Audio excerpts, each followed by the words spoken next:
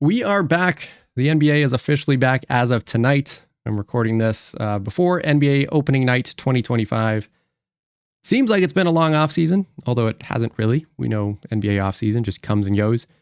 But for NBA fans, it feels like it's been a long time, and we are finally back as of tonight. In honor of the NBA coming back, I'm going to be doing some more longer form videos to start the season. So if you like this video, if you want to see more, make sure to like and subscribe. Today, we're going to be reacting, though, to the NBA GM survey that came out a couple weeks ago.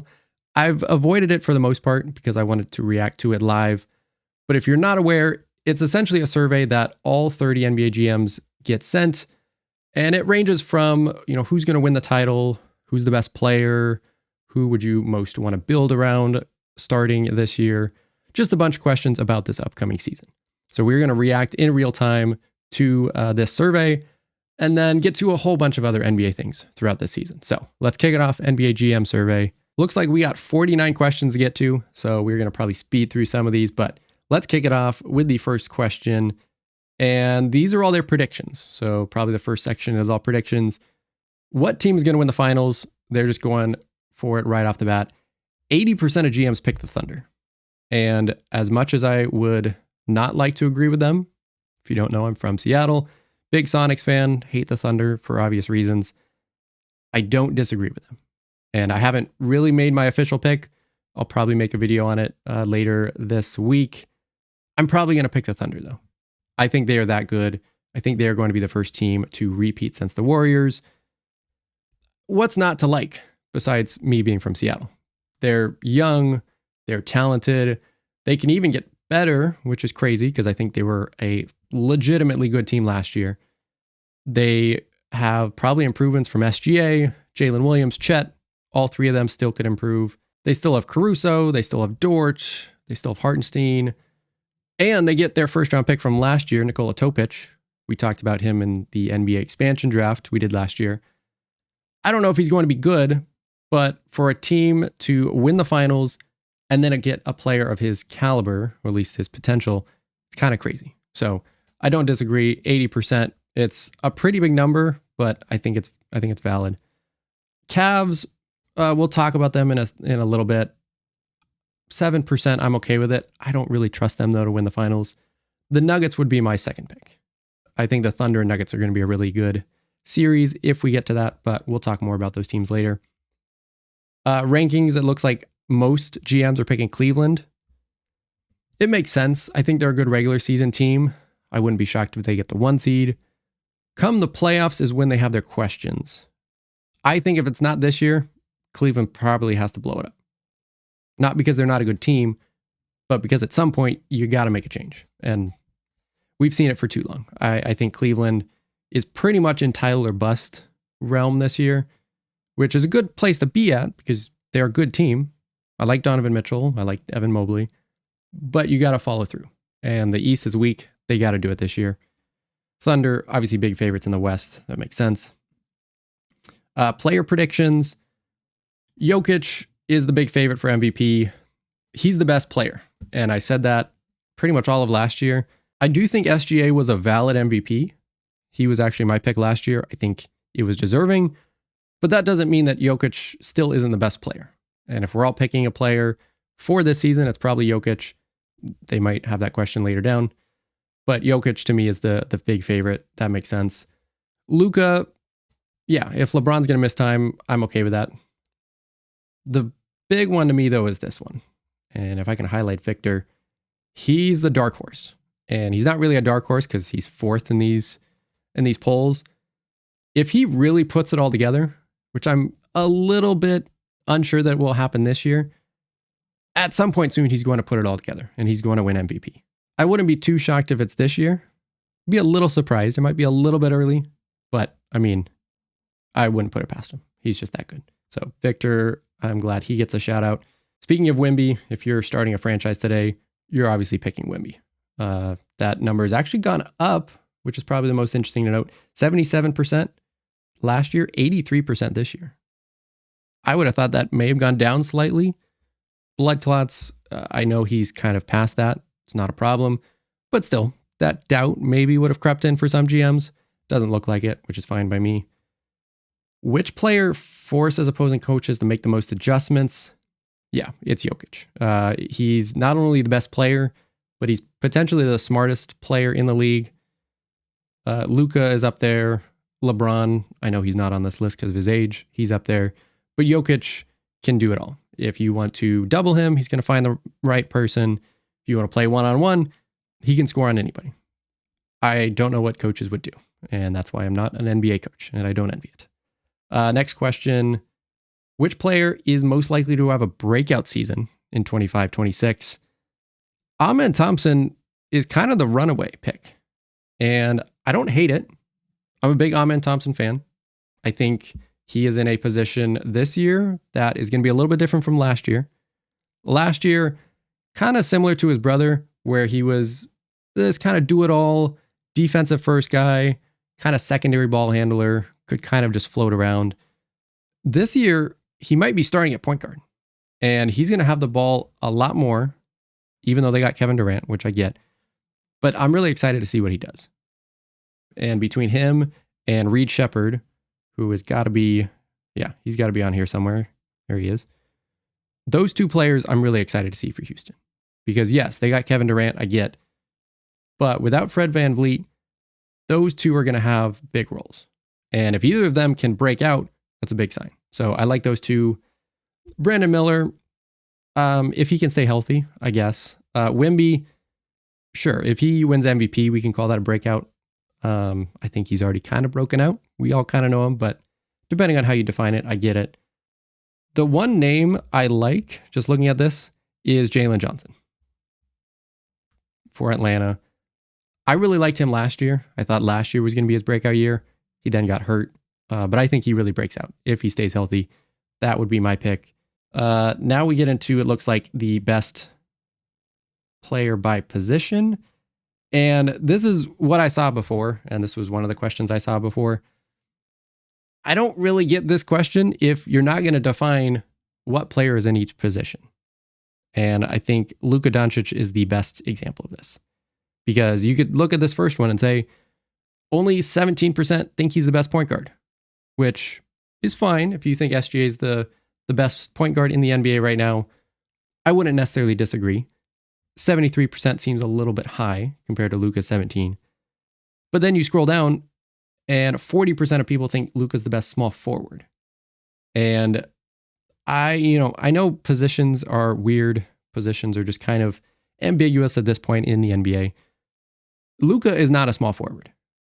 He's just not. And I would make the argument he's definitely the point guard on offense, and you really can't argue otherwise. Maybe he's the small forward on defense if we're, putting positions on it. But I would argue most of the time he's actually more like a power forward. He's guarding maybe their wing, maybe another big on defense. He's not a small forward to me. And yet GMs are voting him for that. So because of that, I think all of this is just kind of, I don't want to say noise. Obviously, it does make sense. Jokic is the best center. Giannis, the best power forward. Anthony Edwards, clearly the best shooting guard. Other than that, the guys that don't really fit, like a Luka, kind of makes it hard. So we're going to skip through those. I do like how they summarize it. Highest percentage of total votes on positions. Jokic, I guess this means he's just the best player. Giannis right behind him, SGA, Anthony Edwards, Luka. I guess that's how we're interpreting it. Next section looks like off-season moves. What team made the best overall moves this offseason? Atlanta at 53%. And I like that. They obviously have Trae Young. Not a lot of people like Trae Young at this point, and I get it. But they were able to add Nickeil Alexander-Walker. They were able to add Kristaps Porzingis. And those two moves signify the Hawks are going for it. And I really like the Hawks, and we're going to talk more about them throughout this first part of the season. Trae Young, Jalen Johnson, Zachary Reese-Sachet, Dyson Daniels. That's a really good core four. And if now they can kind of add to that with the guys I mentioned, that's a fun group. And we'll throw in Onyeka Okongwu. Forgot him as well. You could call that the big five. Those five, with Nickeil Alexander-Walker, with Kristaps Porzingis, there's probably another player or two I'm forgetting. That's a good team. And I like that the Hawks are going for it because the Eastern Conference is weak. That's what I'm excited for. So Hawks, we'll talk more about them. Rockets, they obviously got KD. GM's probably going to pick them for that. The Magic, they got Desmond Bane. Celtics, I mean, they made some fun moves. They are definitely a different team, so I'm sure some GM can argue that. The Nuggets, though, at third, that's probably my pick. And maybe not for the biggest move. Yes, they didn't get KD like the Rockets did. They didn't get Porzingis. They didn't get, Desmond Bane, Anthony Simons. They didn't make a big splash.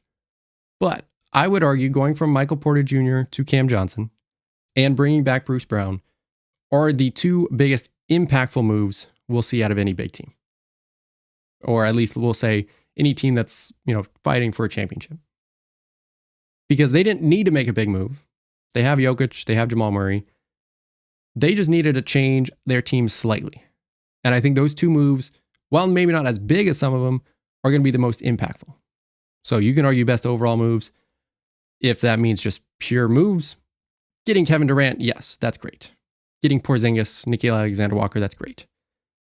Changing from Michael Porter Jr. to Cam Johnson, bringing in Bruce Brown, I think are going to be the most impactful moves. And so that may be a question as I kind of talk. That may be a separate question, but I really like what the Nuggets done. I wanted to throw that out there. What one player will make the biggest impact? It's obviously Kevin Durant. As I said, just one player making a pure impact. It's Durant, Desmond Bane right behind him. Cooper Flagg got a vote or got some votes. And if a player acquisition counts as a draft, I would argue Cooper Flagg has a chance to make a huge impact. But we're going to save him because I'm sure we're going to talk about him later. Most underrated player acquisition, Desmond Bane. Yeah, I think a lot of people talked about him. Magic needs shooting. Seems like a good fit. Cam Johnson, though. I like this at number 2. We talked about it. I think that's the most underrated part of this offseason. Yes, he won't give you the highs of Michael Porter Jr., but he's going to give you the consistency. And potentially some of the same highs that Michael Porter Jr. did. I think he's pretty underrated. So I like that move. Porzingis, we talked about. Lonzo, if he's healthy, I think that's a great fit. I like that. Most improved team, Magic get the most votes. And to me, that is probably an injury thing, if anything else. Because I like Desmond Bane. He definitely helps what they need. But I bet what the GMs are betting on is Paolo and Franz staying healthy and then taking it the next step. Because if they do, I could argue the Magic could be the best team in the league. They just need some offense. And I think Desmond Bane will help that. And I think a healthy Paolo and Franz will help that. I think their stock is a little bit lower. It was not a good year for the Magic, at least based on expectation. Those two were hurt. They were in a tough situation. Desmond Bane will help, but I think those two are probably your biggest bets as to how they're going to improve the most. So I like that. Hawks, we talked about. Spurs, that's a Wemby bet. I wouldn't be surprised if they're the most improved as well. So I like those top 3. Most surprising move of the offseason, it's obviously the Milwaukee situation. And looks like they split it out into 2. Waving and stretching Dame, 43%. Miles Turner trade, 30%. We could just combine these into one because it was essentially one move. Milwaukee ends up stretching Lillard to trade for Miles Turner. I can't imagine they would trade Dame without a trade or without a reason. So that's pretty clearly the most surprising trade or most surprising move this offseason. And probably the most surprising move for a while.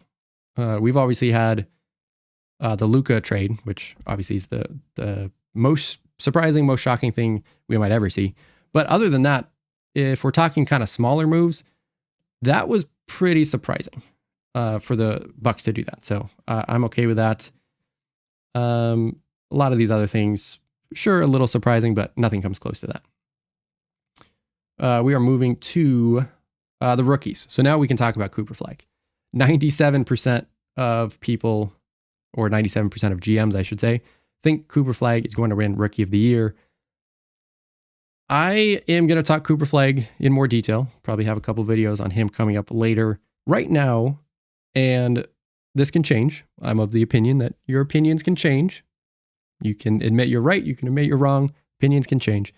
But right now, I think I am of the opinion that Cooper Flagg is going to be really, really good. And you could say, yeah, that's obvious. You're not really going out on a limb.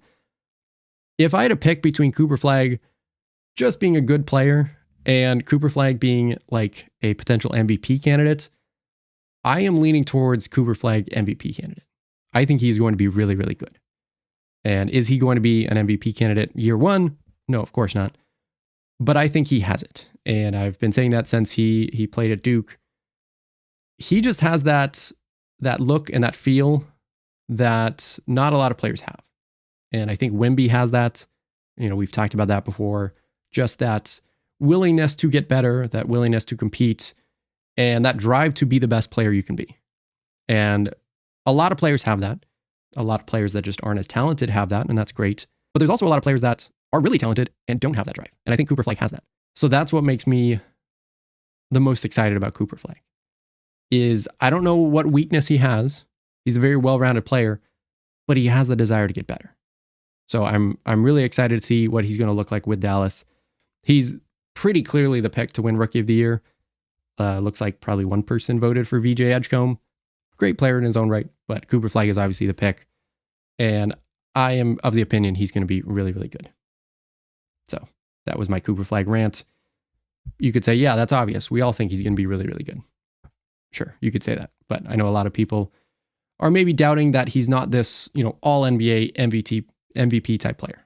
He might just be a really good role player. And you can have that opinion. I don't agree, but that's where I stand on Cooper Flagg. I think he's going to be pretty clearly the best player in 5 years. Dylan Harper would be my other selection. I think he's kind of gotten underrated because of Flagg, but he'd be my other pick. Which rookie's the biggest steal? I don't know if I'm as high on Kasparas Jakučiūnas. I know he kind of went up and down at Illinois. I didn't spend too much time watching him in college, but my pick would be the fifth pick, Ace Bailey. Yes, he's in Utah, which a lot of times prospects maybe don't quite turn out because of their situation. You could argue Ace Bailey, not the greatest situation, but I think this has the potential to be that situation where NBA teams probably just overthought this. Yes, he has a chance to bust. And I'm not coming here and saying, like Cooper Flagg, that he's going to be this all-NBA MVP type player. But when you are his size and when you have his ability, it's really hard, or it's harder, I should say, to go wrong. Because this isn't like a situation where he's an incredible athlete, but really can't play basketball. That's not the case with him. He's, a really good athlete. He's long, he's got the size, and he's got a lot of talent. And for Utah to get him at 5, I think is a steal. Yes, he's the 5th pick. You could argue that's not a steal.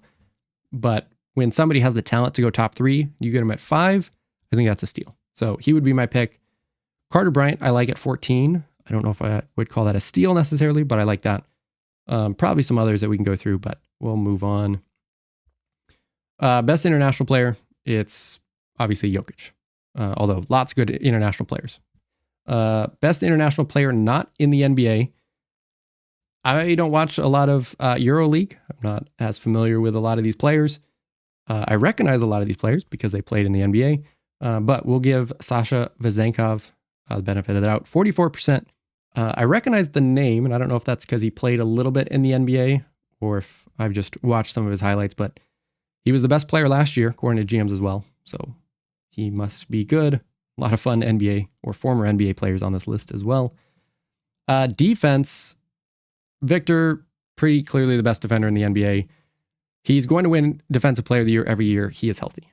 It's pretty clearly just going to be him. He can do things that Rudy Gobert can do.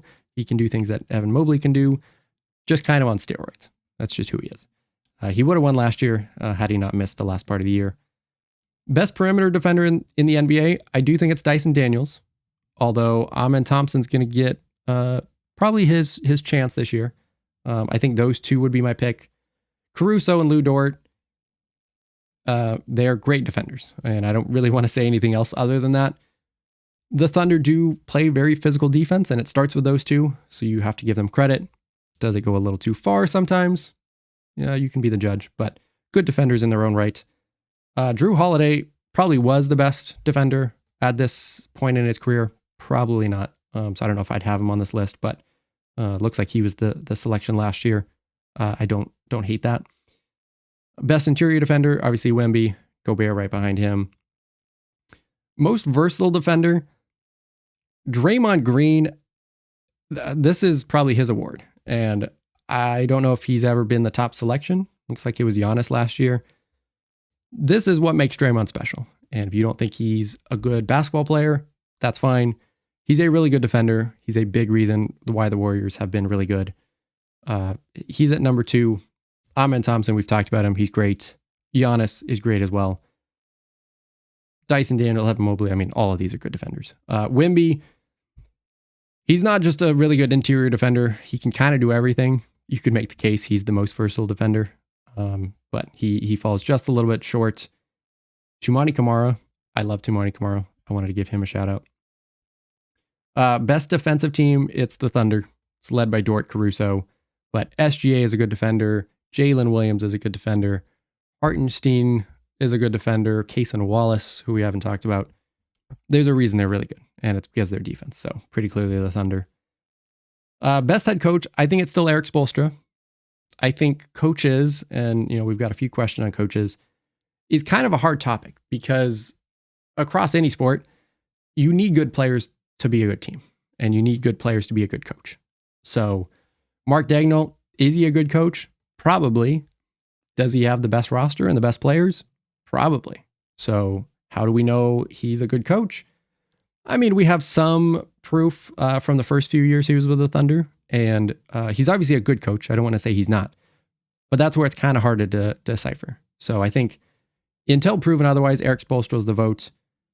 Pretty flawed rosters that Miami has had recently, and they've still been competitive. So I think a lot of that goes to Spoelstra. So I'm okay with him at number 1. Best coach to motivate, Erik Spoelstra. Yeah, I'm fine with that. I'm fine with him probably winning most of these. Best head coach at in-game adjustments. That's kind of what Ty Lue does. That's what he's known for. He's going to have a lot of pressure this year, though, with the roster that the Clippers have. So we'll see if he is still a good coach. He's good at adjustments. He's good at the game plan. All of that, that's his strength. We'll see if the rest comes through. Head coach running the best offense. It's Rick Carlisle. That's pretty clear just based on how Indiana performed last year. Steve Kerr, I know he's only tied for 4th, but I mean, this has kind of been his award. He and Steph Curry, we'll give obviously Curry a lot of credit. They've had the best offense and probably the best system for years. So if you're not going to pick Carlisle, it's probably Steve Kerr. Best head coach at defensive schemes. I mean, again, I don't want to say Mark Daigneault's not a good defensive coach.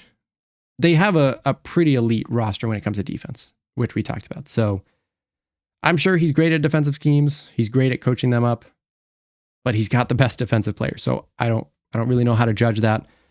Ime Udoka, another good coach when it comes to defense. He instilled a lot of good defensive principles with Boston, obviously now with Houston. So I would probably go Ime Udoka, but Daigneault, I'm sure he's great on the defensive end as well. Best assistant coach, Mike Nori. He's probably one of the more famous assistant coaches. Obviously with Chris Finch going out, he stepped in for a little bit. I want to give a shout out Jeff Van Gundy. One, I wish he was on the broadcast. I wish he wasn't coaching, but he's a really good defensive mind. Speaking of defense, so I want to give him his props. He is the defensive coach for the Clippers. I think he does a great job as well. Which active player will make the best head coach? Chris Paul gets the most votes. I wonder if he's a little bit too, I don't want to say famous or too good, but it almost seems like a Mike Conley or like a Garrett Temple. Probably one of those guys that realistically would make a good coach. Chris Paul, of course, probably could make a good coach. Is he going to go into coaching? I couldn't see it as much. Like I could see Mike Conley being a great coach. And Chris Paul, I don't know if he'd want to. He probably certainly could if he wanted to, but that will be kind of fun to see over the next couple of years. And then we get to miscellaneous, last few questions. Which team is most fun to watch? I would say it's the Nuggets. And I don't think it's the Thunder. I think they're a very good team. They play very good defense. If you like that sort of thing. It's probably just the Sonics fan in me, the Thunder hater in me that says it's not the Thunder. But I'm sure they're fun to watch. Nuggets to me would be the pick just because it's fun to watch Jokic. Pacers, we'll see what they look like without Halliburton. They're a good pick. And then the Warriors. They are always one of the most fun teams to watch. Timberwolves, I wouldn't really put up here. Same thing with some of these other teams. I don't really know what the case would be besides just some of their star players. To me, it's the Nuggets or the Warriors. Those are the two picks. Best home court advantage, I agree. Nuggets, Thunder. Two of the best fan bases, two of the loudest. That's the one reason, or I guess the one way I can give credit to the Thunder, give credit to the OKC fans. They have a great home court advantage. They have great fans. So I'm fine with that. Which team will have the most efficient offense? I don't know why the Nuggets are third. I think the Nuggets would be my pick. Cavaliers have a great offense, at least in the regular season. Thunder do too, but if we're talking most efficient, it's the team that has Jokic, and that's the Nuggets. What team level of success is the toughest to predict? AKA the 76ers award. I'm a little bit surprised they weren't the pick last year, although I get Lakers would be kind of tough last year as well. Embiid, Paul George, Tyrese Maxey, Jared McCain's coming back, VJ Edgecombe, their young rookie. That's a really good team. You could say they could be the best team in the East. Or you could say that Embiid gets hurt, Paul George gets hurt, Jared McCain doesn't get back in time, maybe Tyrese Maxey gets hurt, and they're one of the worst teams. So this is pretty much the 76ers award to lose. Makes sense there. Which team is the most promising young core? It's basically just the question of, do you like the Thunder in general, or do you like Wemby? And if I had to pick, it's tough because I was about to say the Spurs. The Thunder is probably the pick just because they've won and we know they are going to be really, really good. Do the Spurs have enough around Wemby is the question. And I think yes. And I think they have the most promise because it's Wemby, it's Dylan Harper, it's Jeremy Sohan, it's Stephon Castle. It's more like what ifs. But if all those guys hit, I think it could reach the Thunder even more. So that's why I might pick the Spurs, but I don't hate if you pick the Thunder. Which player is the most athletic? Two-person race between Amen Thompson and Anthony Edwards. It's kind of hard to pick against Anthony Edwards, but I get Amen Thompson is one of the most athletic. I would also argue that his brother is just as athletic as him. You could make the argument, I guess, either way, but I think Ausar Thompson deserves just as many votes. Shaedon Sharpe would get probably some consideration by me. And then Giannis might be a little bit too old at this point, but come on, he's one of the most freakish athletes we have. He deserves some consideration. Best pure shooter, it's Steph. I am not going to talk about that. Which player is the fastest with the ball? Yeah, De'Aaron Fox. I think when he's healthy and when he's right, that's his strength, so I'm okay with that. Best at moving without the ball? Again, it's Steph. I love Steph. I just don't need to talk about it because those questions are obvious, so we'll just keep going on. Best passer is Jokic. I was trying to make an argument for Luka, but really everything Luka can do, Jokic can probably do, and he has just more size. He's just a willing passer. He can just see the floor better than probably anybody. Again, Luka is probably the only other argument you can make. So Jokic, pretty clearly the best passer. Steph Curry probably is the best leader. He would be my pick, especially over these guys.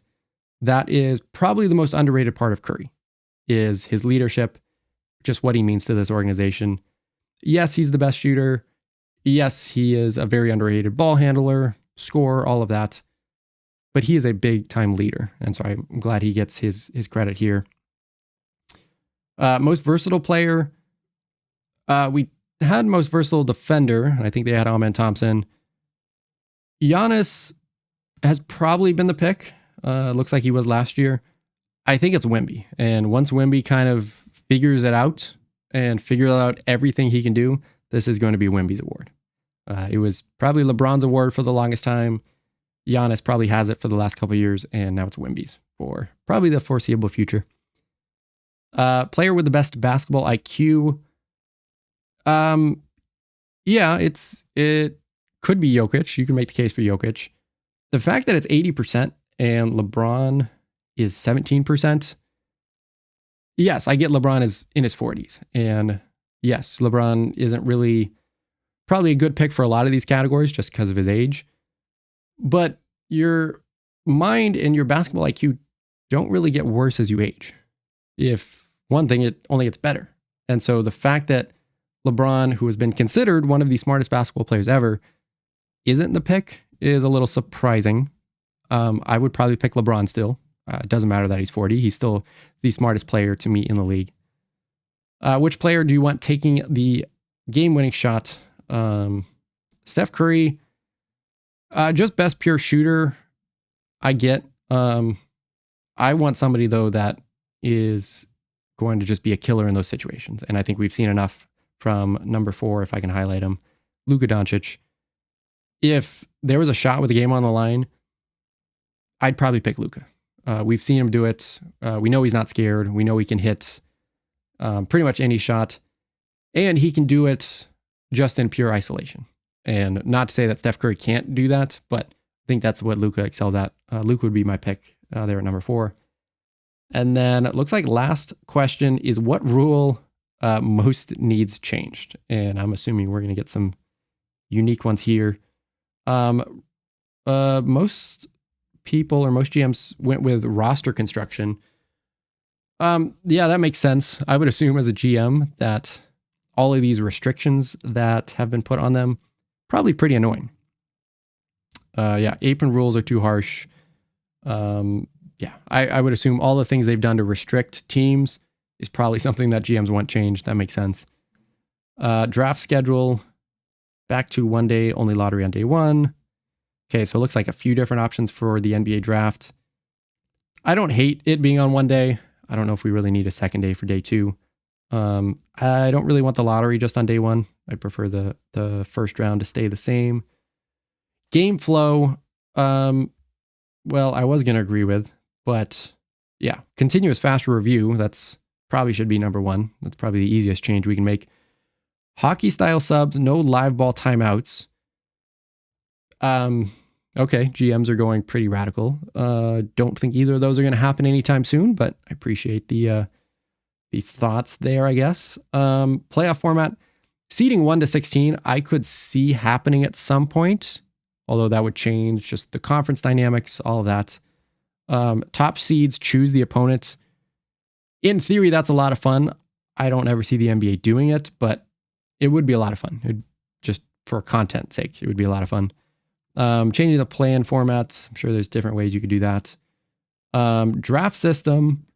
Can't draft in the top 6 for 3 straight years. Don't hate that. Would prevent teams from tanking for multiple years in a row.